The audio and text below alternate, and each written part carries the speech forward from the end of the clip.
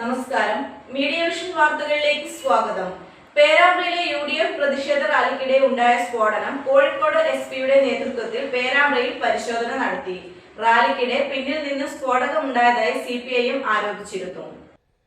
കഴിഞ്ഞ ദിവസം കോളേജ് തെരഞ്ഞെടുപ്പുമായി ബന്ധപ്പെട്ട് ഉണ്ടായ പ്രശ്നങ്ങളുടെ പശ്ചാത്തലത്തിൽ പേരാമ്പ്രയിലെ UDF പ്രതിഷേധ റാലിക്കിടെ ഉണ്ടായ സ്ഫോടനത്തെ തുടർന്ന് CPM പ്രവർത്തകരുടെ ആരോപണം പോലീസ് ഗ്രാനേഡും കണ്ണീർവാതകവും പ്രയോഗിച്ച സമയത്ത് പിന്നിൽ നിന്നും സ്ഫോടക വസ്തു എറിഞ്ഞാണ് പരിക്കുകളേറ്റതെന്നും ആരോപിച്ചിരുന്നു.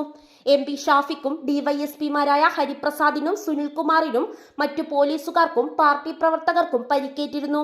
തുടർന്നാണ് SP KE ബൈജുവിന്റെ നേതൃത്വത്തിൽ Perambra DYSP, crime branch DYSP Subhash, അന്വേഷണ ചുമതലയുള്ള Perambra inspector Jamsheed P, dog squad, finger print, forensic വിദഗ്ധർ എന്നിവർ പേരാമ്പ്ര ടൗണിൽ സംഭവസ്ഥലത്ത് പരിശോധന നടത്തിയത്.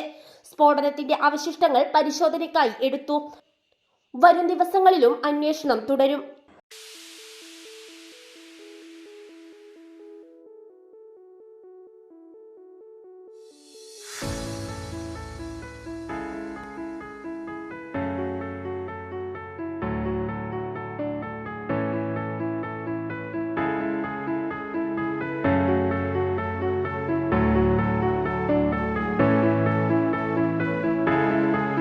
News bureau, media vision, Perambra.